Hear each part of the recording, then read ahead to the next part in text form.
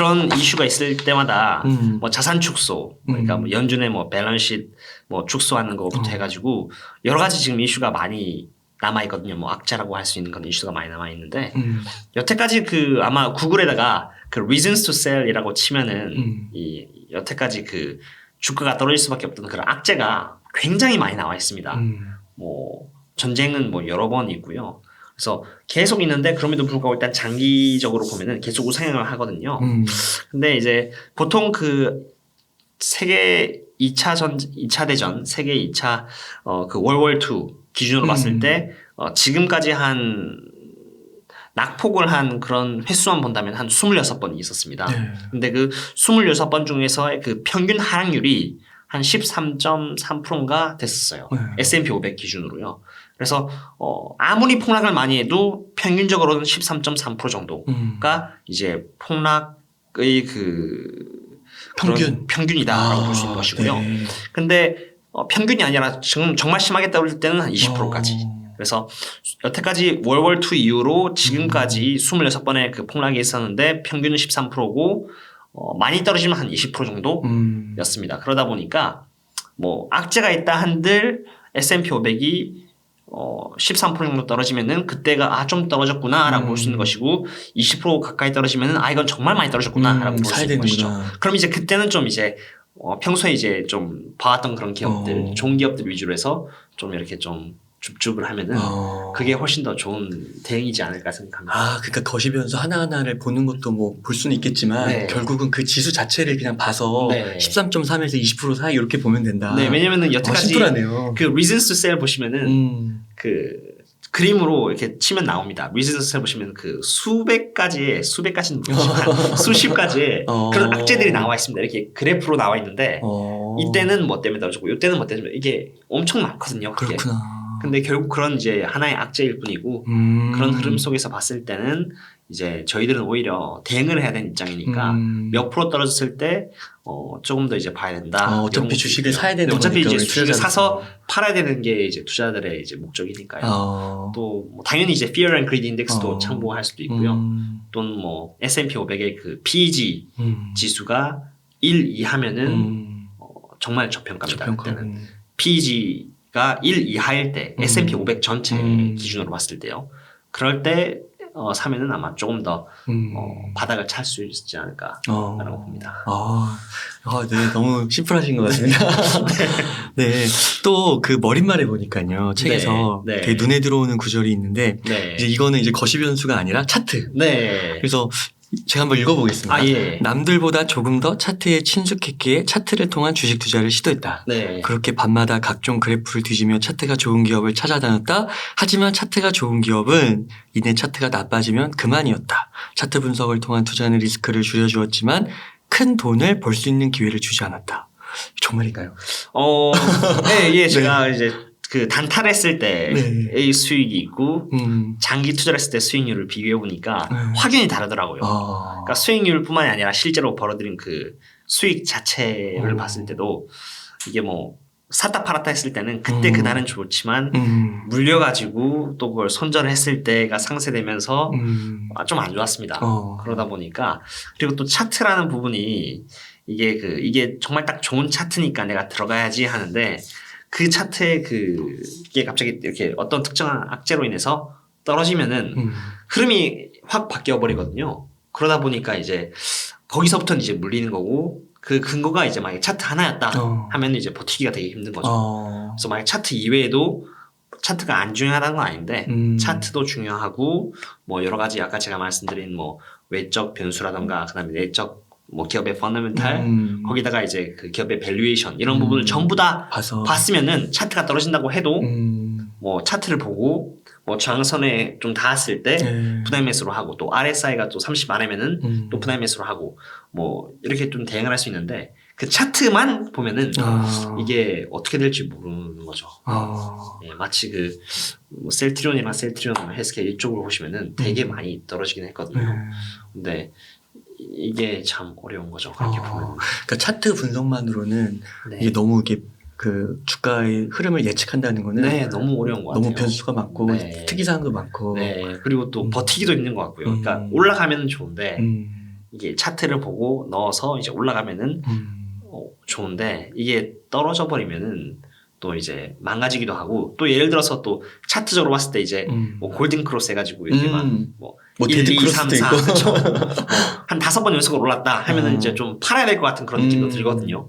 근데 또 이제 올라가요? 또 올라가기도 하고 또 내가 팔면 올라가기도 하고 또 이제 너무 이게 왔다 갔다 하기 때문에 그 자기의 기준이 차트가 아니라 기본적으로 지금 이 기업이 저평가인지 떨어지면 더 살 수 있는 그런 것도 있어야 되고요. 떨어지면 더 살 수 있어야 나중에 더 오르면 또 돈을 더 벌 수 있으니까 뭐 그런 부분도 있어야 되고 그래야 이제 조금 더 이제 좀 더 편안하게 주식을 할 수 있을 거라 생각합니다. 계속 볼 수는 없으니까요. 네. 그래서 그런 재무 뭐 저평가 네. 그리고 그런 인덱스 지수의 그 낙폭, 네, 맞습니다. 차트의 뭐 뉴스 같은 뉴스란 재료까지 네. 뭐 이런 식으로 종합적으로 네. 해서 주식을 사는 게 네, 좋고 맞습니다. 어느 한쪽을 좀 맹신하면 안 된다. 네, 너무 하나의 그런 지표만 맹신하는 게 아니라 전 기본적으로 그 기업 자체를 봐야 한다 생각합니다. 아 기본적으로는 네, 약간 기업 바텀업 자체. 쪽에 네. 뭐 포션으로 한 40% 정도 아, 이렇게 그렇죠. 그런 바텀업 식으로. 쪽으로 거의 바텀업이죠. 아 그러시군요. 네. 아 그러시면은 이게 뭔가 이렇게 지수가 계속 좀 떨어질 때도 네. 바텀업으로 좀 접근을 해서 사시는 편이세요? 네, 지수가 떨어져도 기업이 오. 그 계속 그 실적을 잘 만들어주고 있고, 그렇구나. 그다음에 실제로 뭐 어닝콜도 들어봅니다. 어닝콜도 들어서 뭐 컨퍼런스 콜 들어서 뭐 여전히 뭐 좋게 말해주거나 뭐 앞으로의 전망이 밝다 하면은 저평가면 오히려 조금 더 사가지고 이제 미래를 도모하는 거죠. 그게 딱 맞아 떨어졌던 게 이제 옥시덴탈 그런 게 이제 좀 원유주들 다들 이제 친환경 쪽으로 다 볼 때 원유주 이런 것들이 되게 돈도 잘 벌고 있었고 부채도 좀 줄여나가고 있었거든요. 그러면 점점 펀더멘탈이 좋아지는데 이제 그런 기업에 집중을 하다 보면은 사실 뭐 외적 이슈가 어떻든 저떻든 조금 더 집중을 할 수 있는 것 같아요. 아, 네, 좋습니다.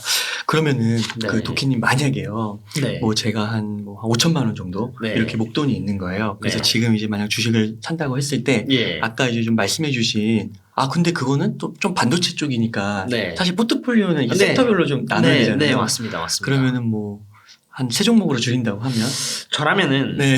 한 빅테크에서 한 개를 고를 것 같아요. 네. 그래서 뭐 예를 들어서 여러 개가 있는데 네. 아마존이 지금은 그래도 빅테크 쪽에서 일단 아마존. 물론 페이스북이 제일 저평가긴 하지만 그래도 좀 안정성에 조금 더 이제 중심을 둔다면은 좀 더 이제 아마존이 좀 더 나을 것 같다 합니다. 1등 기업 사고. 네, 일단 아마존인 1등 기업이고 게다가 실제로 그 아마존의 경우는 그 2021년 동안은 계속 그냥 횡보했거든요. 구글이나 이런 기업들은 다 올랐는데 아마존은 횡보를 했습니다. 근데 이제 아마존이 벌이고 있는 그런 매출액이나 그다음에 실제로 아마존은 순이익을 보면 안 되고 영업현금 흐름을 봐야 되거든요. 왜냐하면 투자하는 걸 전부 다 그러니까 벌어들인 수익을 전부 다 제출하기 때문에 그 영업현금 흐름인 그 OCF를 봐야 합니다. 야, 이 기업마다 보는 게 또 다르네요. 네, 기업마다 어떤 기업은 뭐 PS 멀티플을 봐야 되고, 어떤 기업은 P 멀티플, 어떤 기업은 그 프라이스 OCF 멀티플 이렇게 좀 나뉘어져 있거든요. 근데 그런 걸 보면은 그 보니까 이제 2022년, 3년, 4년에 그 아마존이 잘할 거라고 이제 보이고 있더라고요. 그 성장률이요. 영업현금 흐름 성장률이 되게 좋을 것으로 보이고 있기 때문에. 일단은 저는 오랫동안 횡보를 한 아마존을 전 좀 더 선호를 할 것 같습니다. 그러니까 탑10 같은 거에서 하나 딱. 네. 그다음에 뭐 이제 당연히 전 개인적으로는 마이크론을 좀 더 선호하기 때문에 마이크론을 하고 또 이제 배당금 투자도 되게 중요하다 생각합니다. 배당금 투자도. 네. 왜냐면 지금 보시면은 이제 거의 다 예전에 플러스였던 종목들이 마이너스로 가는 분들도 되게 많다고 알고 있거든요, 제가. 지금 많이 물렸죠. 예. 전체적인 포트폴리오가 마이너스인 분들도 되게 많고. 단타 하시는 분 아니시면 거의 다 물리지 않았을까요? 그렇죠. 거의 다 아마 좀 물렸을 거예요. 근데 이 배당금이라는 게 사실 1년에 얼마를 주는 것이기 때문에 그 수익률이 보존이 됩니다. 뭐 1년 뭐 연 15%, 연 7% 이런 배당금이 있거든요. 연 15%도 있어요? 네. 와, 그건 뭐예요? 그게 이제 칼 아이칸이 갖고 있는 그 종목이에요. 칼 아이칸이 그 워렌 버핏 대가의 그 라이벌이라고도 할 수 있는 그 칼 아이칸이 그 막 회사 그 주주 그쵸. 그 회사 되게 공격적으로 네, 맞습니다. 요구하고 막 네. 근데 자기의 그 회사가 있습니다. IP라 해가지고 그 아이칸 엔터프라이즈라는 곳이 있는데 거기서 이제 그 기업이 오로지 이제 그 배당만 주는 그런 회사인 격이에요. 어떻게 보면 그 워렌 버핏의 그 버셔 해서웨이랑 비슷한 그런 회사인데 좀 약간 특징은 조금 다릅니다. 근데 어쨌든 아이칸 엔터프라이즈가 IP 그쪽은 배당을 15% 지금 주고 있거든요. 와. 네, 근데 진짜 많이 이제 워낙 많이 주죠. 네. 근데 이게 과연 줄 수 있냐? 요거는 이제 카나이칸이 이제 그 지분의 구조로 보면은 한 90%가 전부 다 카나이칸 거예요. 그러다 보니까 전부 다 자기네는 그 돈으로 안 받고 다 주식으로 받습니다. 그리고 나머지 10%는 저희들 같은 그런 일반 투자자들이고요. 그러니까 10%들을 대상으로 해서는 돈을 줄 수 있는 돈이 충분히 남아 있는 거죠. 야. 네, 그러다 보니까 그렇구나. 이제 카나이칸 주식은 좀 15%인데 그걸 아마 한 15%를 5년 동안 계속 이제 컴파운드 인트레스트로 계속 해나가면은 2배가 됩니다. 야. 너무 좋은데요. 네, 그래서 이건 이제 당연히 그 시세 차익은 기대할 수 없죠. 왜냐하면 너무나 많은 배당을 주다 보니까 주가가 오르진 않습니다. 야. 그냥 계속 뭐 꿈틀꿈틀거리면서 이렇게 배당량 나오면은 떨어지고 또 나중에 좀 오르고 이게 계속 왔다 갔다 하는데 그냥 15% 정도를 계속 받아간다라고 보시면 될 것 같아요. 야. 네. 카나이칸 그 회사가 뭐 미래는 알 수 없지만 망할 거의 없을 것 같은데요. 네, 저도 그렇게 생각합니다. 네. 그리고 실제로 물론 카나이칸이 나이가 한 80 후반대라고 알고 있는데 이제는 그 자기 아들인 그 브렛 아이칸한테 넘겨주려고 하고 있거든요. 네. 근데 그쪽 사람들은 너무나 돈이 많기 때문에 결국은 계속 그 주식 자체를 네. 돈으로 안 바꾸고 계속 주식으로 받아가지 돈으로 안 바꾸고 계속 그걸 이어나갈 거라고 저는 봅니다. 그래서 15%짜리의 배당 또한 너무나 매력적이지 않을까 생각해요. 저도 지금 15% 정도 넣어두고 있고 실제로 배당주라는 것 자체가 뭐 외적인 이슈 이런 거는 별로 그렇게 타격을 안 입습니다. 왜냐하면 결국 배당이 유지되냐 마냐 그거거든요. 중요한 거는. 근데 배당이 유지되는 이상은 주가가 더 폭락할 일도 없고 하기 때문에 아니 뭐 한국 주식에서 대표적인 배당주 같은 것들 보면은 네. 별로 안 떨어졌어요. 오른 것도 있고. 네. 네. 결국 배당이 주냐 마냐 그게 제일 중요한 거라 가지고 이제 그런 것들은 좀 자기 포트폴리오를 좀 더 뭐랄까 경고화시키는 하나의 그런 장치가 될 수 있죠. 이런 거 너무 좋은 것 같아요. 그러니까 이렇게 떨어질 때 네. 주가가 뭐 떨어지더라도 조금밖에 안 떨어지니까 네. 뭐 이걸 팔아서 그때 이걸 더 담아도 되는 거고. 또 그럴 수도 있고 현금처럼 네, 맞습니다. 사용할 수 있는 맞습니다. 거. 그 혹시 이름이 뭐라고? IEP입니다. IEP. IEP. 그게 이제 그 티커 이름이에요. IEP. 네. 아이칸 엔터프라이즈. 아이칸 엔터프라이즈. 아이칸 엔터프라이즈 해가지고. 바로 찾아봐야겠습니다. 네. 그것도 되게 좋고 하죠. 그래서 그건 정말 완전 배당주. 그래서 성장주, 그러니까 좀 반도체 쪽으로 한 게, 아마존 같이 빅테크 한 게, 그 다음에 배당주인 아이칸 엔터프라이즈나 아니면 뭐 에너지 트랜스퍼 같이 뭐 좀 에너지 쪽으로 한 게, 그렇게 하시면은 조금 더 낫지 않을까라고 보고 있습니다. 네. 그럼 비중은 뭐 한 비중은 지금 되게 저평가인 걸로 좀 더 많이 많이. 몰고요. 그 다음에 아마존 같은 경우는 뭐 물론 이거는 장기적으로 할 수 있는 것이기 때문에 마이크론 이런 것들은 워낙 시클릭한 기업이라 가지고 좀 나중에 좀 한 30%씩 좀 파는 게 낫거든요. 그래서 이제 그런 것들은 그런 걸 좀 염두에 두고 아마존은 잘하면은 좀 이렇게 떨어질 수도 있고 하니까 조금 상대적으로 좀 적게 할 수 적게 할 것 같아요. 좀 적게 하고 좀 더 나중에 좀 더 이제 비중을 키우는 방식으로 할 것 같고 아이칸 엔터프라이즈나 아니면 뭐 제가 살짝 언급드린 그 에너지 트랜스퍼 같은 그런 종목들은 그것도 이제 배당주거든요. 이제 그런 것들은 이제 그것도 뭐 아마존이랑 비슷하게 해가지고 차근차근 배당을 받을 때마다 또 재투자하는 형식으로 해서 하면은 좀 더 안정화되지 않을까라고 생각합니다. 그 에너지 트랜스퍼가 기업 이름이에요? 네, 에너지 트랜스퍼가 기업 이름인데 그건 이제 그 미드스트림 기업이에요. 그래서 야 거기까지도 보세요. 네, 그건 이제 제가 사실 많이 다뤘던 종목 중에 한 개거든요. 그러세요.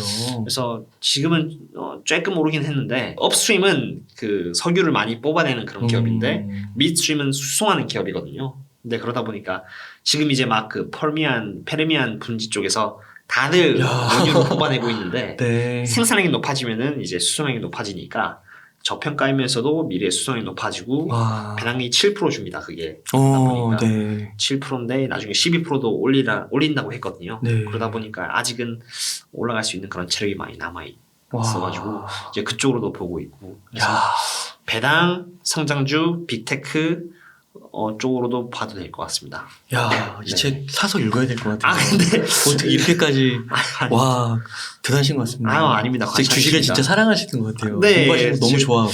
네, 보통 제가 그냥 하루의 일과가 일 아니면은 전부 다 주식 쪽으로 하는 것 같아요. 네. 야. 그러다 보니까 살도 너무 많이 쪄가지고. 네.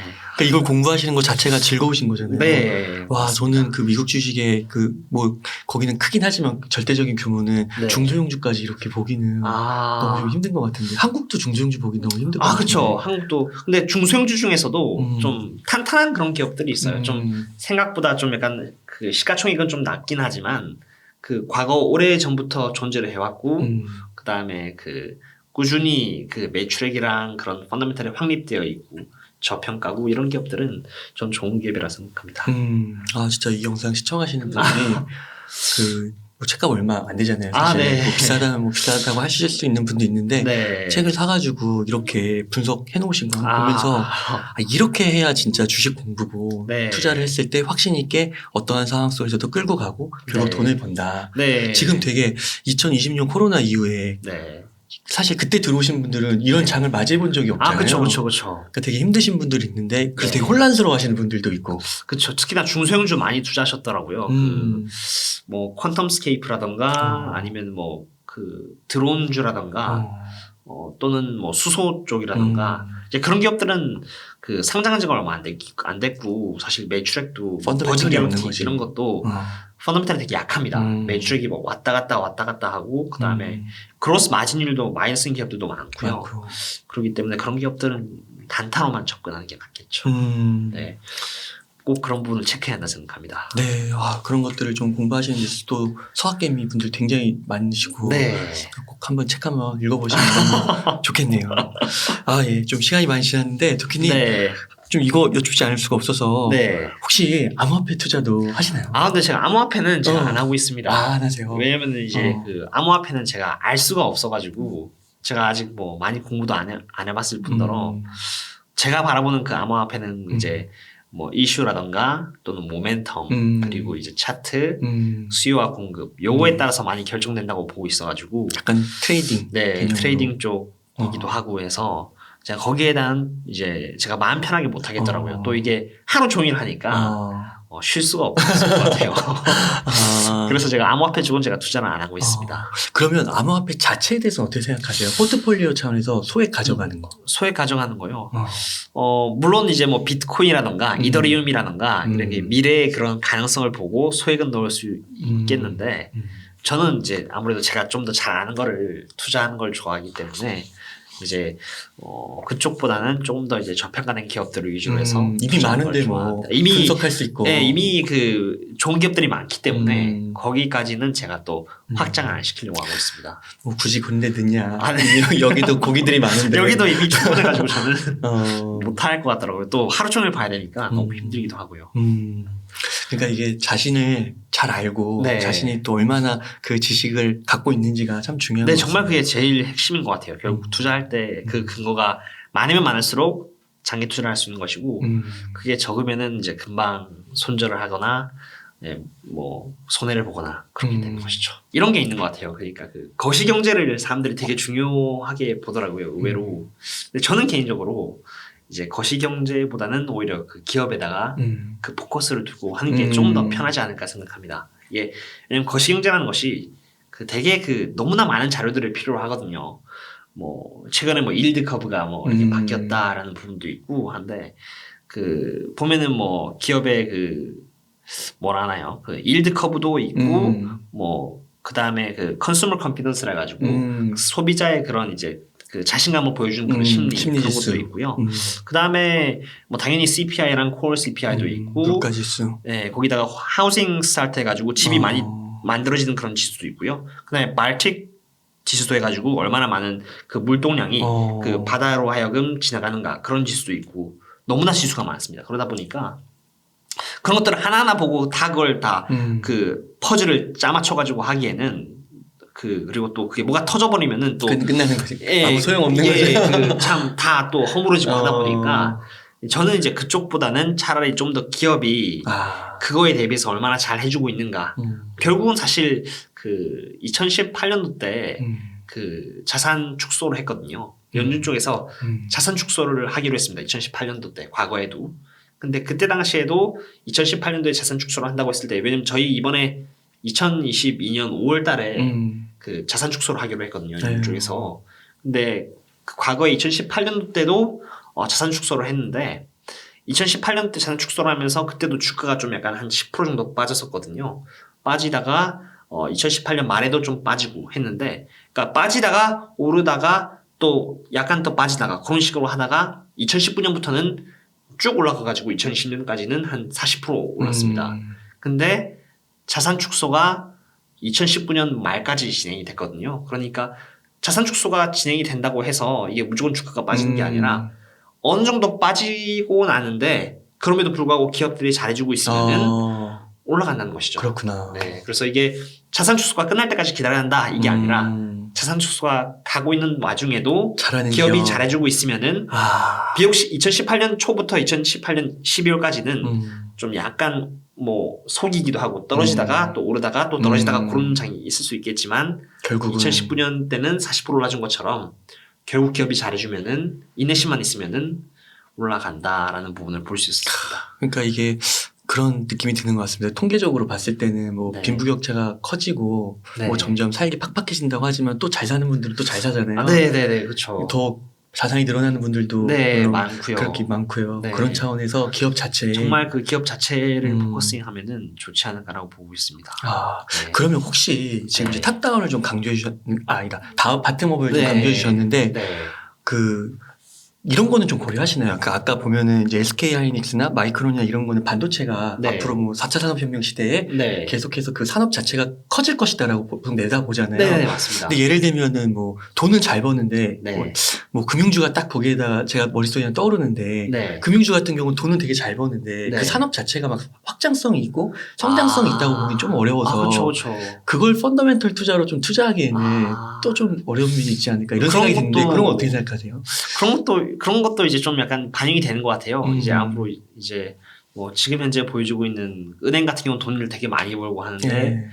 뭐 이제 그런 것들은 좀 약간 미래의 그런 밸류에이션을 봐야 되는 것 같아요. 네. 미래의 그 성장률, 어느 정도 그 은행이 어느 정도 미래의 성장을 해나갈 수 있는가, 그게 되게 중요하고 그거에 대비해서 지금 은행이 어느 정도의 밸류에이션을 받고 있는가, 그게 되게 중요한 것 같아요. 미래 성장을 많이 하면 할수록 그 이제 그 피터린 씨가 말했듯이 뭐 P 멀티플이랑 성장률이랑 똑같으면은 적정하다는데 이제 돈은 많이 벌고 있는데 성장을 만약에 빨리 못하면은 그 밸류에이션 공식이 성립을 하지 못하게 되는 것이죠. 그러다 보니까 돈은 많이 벌고 있을지언정 성장을 빨리 못 해주면은 이제 아무래도 좀 많이 좀 뭐랄까 그런 어텐션을 받기 힘든 것 같아요. 투자들로 하여금. 그래서 좀 약간 은행보다는 핀테크가 좀 더 많이 선호되고 있는 것 같은데. 그러네요. 예. 근데 미국 같은 경우는 제가 봤을 때는 이제 금리가 막 이제 오르기 시작하잖아요. 그래서 제가 봤을 때는 지금 미국 은행은 괜찮은 것 같아요. 한국 은행 말고요. 네, 미국에 있는 그 은행들은 좀 많이 괜찮을 것 같습니다. 이제 지금 금리도 이제 막 오르기 시작하고 하니까 좀 더 나아지지 않을까라고 봅니다. 근데 뭐 이게 막 꾸준히 우상향한다? 그거는 아직 저도 잘 모르겠어요. 네. 도끼님 이렇게 귀한 지식 많이 나눠주셔서 감사드리고. 네, 별 말씀이요. 혹시 뭐 끝으로 네. 뭐 다시 한번 강조하고 싶으신 말씀, 그럼 시청자분들께 네. 말씀 있으실까요? 이게 그 다들 아마 미국 주식을 투자할 때 이제 아마 그 미국이 우상향하기 때문에 투자를 시작한 걸로 알고 있어요. 네. 근데 이제 그런 이제 그 가치관을 꾸준히 지켜나가면서 이제 주식이 떨어진다고 하여도 내가 투자하고 있는 기업들이 탄탄하고 그다음에 기본적으로 이제 좋은 그 미래 전망을 갖고 있고 한다면은 저라면 이제 계속 꾸준히 투자를 해나갈 것 같습니다. 그리고 그런 걸 지켜나가다 보면은 떨어질 때 사고 오를 때 지켜보고 그런 걸 계속 이제 꾸준히 이제 지켜나가다 보면은 나중엔 자기의 포트폴리오도 많이 좋아질 거라고 봅니다. 네, 그렇게 계속 그 맷집을 이렇게 지켜가면서 계속 하시면 아마 좋을 거라고 저는 생각하고 있습니다. 네. 도끼님 근데 또 궁금한 게 하나 생겼어요. 네. 이것까지만 여쭤볼게요. 네, 아까 얼마든지요. 그 시크릿컬 기업 네. 그런 거에 그 매수 타이밍은 아까 잘 말씀해 주셨는데 네. 그럼 매도는 언제 해야 돼요? 매도가 제일 힘들거든요, 네. 사실. 물론 이제 그러니까 매도가 정말 힘든데 이게 참 매도 이게 그 밸류에이션을 보고 해야 되거든요. 그래서 이게 밸류에이션이 역사적 그걸 또 봐야 돼요. 네, 역사적으로 봤을 때 이게 이제 더 이상 고평가 상태다.